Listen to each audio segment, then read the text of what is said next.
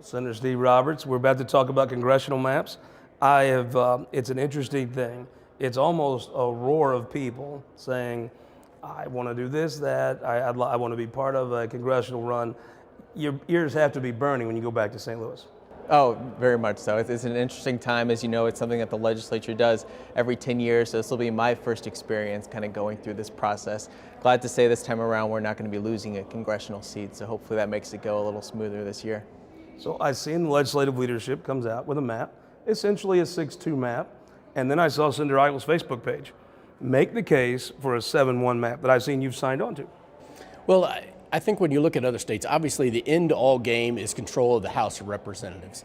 And so when we look at what other states have done, whether it's Maryland, which has a 7D, 1R map, and I've been told that 1R seat is very competitive with the Democrat, or we look at what Illinois did. And I mean, that was just ridiculous. Well, Democrats don't even defend that, right? They passed a map, and it is very gerrymandered. They dissolved 2 Republican congressional seats.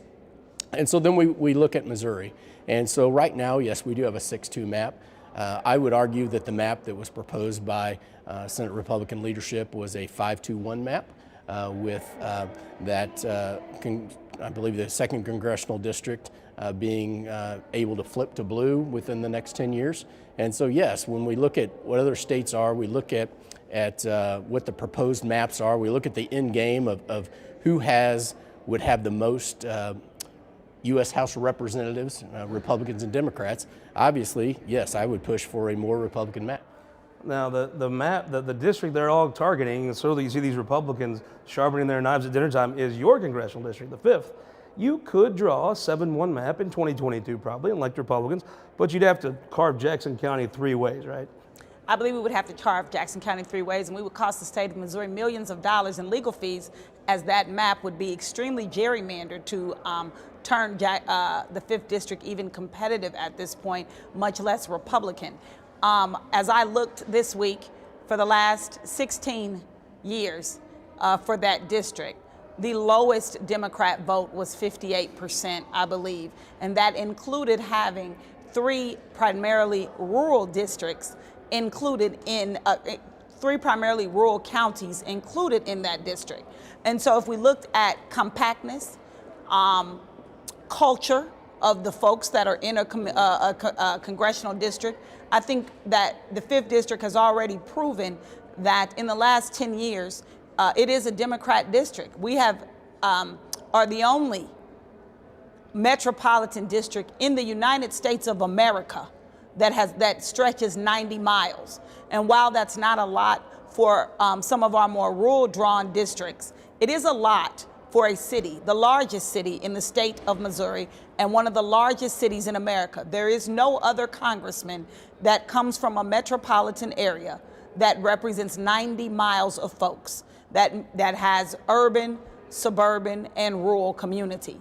And I believe that the district that it is drawn now, with a city that has gone up in percentage, a community that has gone up, is reflective of what the 5th district should be. I definitely understand the want to have 7-1, but what we should be looking at first is not what the numbers should be, and that's U.S. Congress, but we should be looking at what best serves our Missouri citizens and what they have said. Our Missouri gerrymandering both ways, right? There is no, if you look at this map, it is Jackson County. I don't think you can get cleaner than being Jackson County and a small part of Clay County, which is still in the city of Kansas City. Mike Deering, you'll probably be asked to I don't want any part of it. You'll be asked to probably MC the rallies for some of these congressional races after your performance last election. It looks to me like it's this. So currently, you would have to gerrymander essentially Jackson County. There are other counties could probably stay whole, but you'd have a situation where Republicans could most likely elect 7 Republicans this time. 2022 probably going to be a good year for Republicans. But I remember 06 and 08.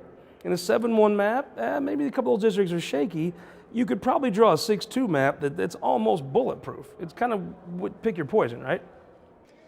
You know, the way I kind of look at it personally is I think Shaw and Bernstetter did a great job. I think it's balanced. I think it's hard to argue with it, and I think they should be commended. I think I did not know what to expect, and I think it's fair. I think it makes sense. I think it's, who cares if it's 7-1, 6, I don't care. Let's do what's best for the citizens of the state. Steve Roberts, you've served in the House.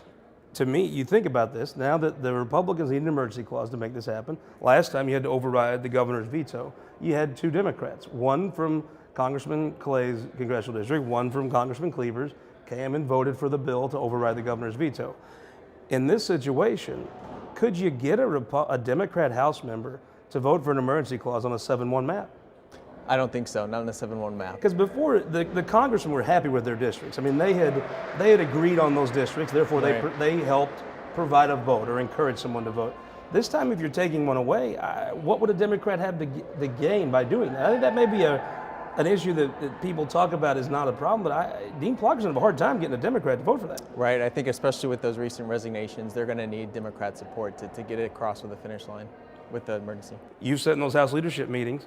If you're sitting around that table, what would you tell Dean Plocker to do to go get a Democrat to vote for a map that is 7-1? I would tell, Plocker, obviously, I would tell him to see if he could strike a deal and see if he could strike a deal. Obviously, there's lots of different bills. There's a supplemental budget out there. There's lots of different things that people want and are important to their district. And, whether it's striking deals with Republicans, whether it's striking deals with Democrats, many times it's the art of compromise and seeing if you couldn't come to a compromise. If we take out CD1 as far as the state of Missouri, Trump actually won the state of Missouri by 25 points. 25%. So if you take out CD1 over in St. Louis and just have the rest of the state, Trump actually won by 25 percentage points. And so, I think generally the state does go red. I value and respect my Democrat Senate colleagues, and both of them are good friends of mine. We just have a difference of opinion on this.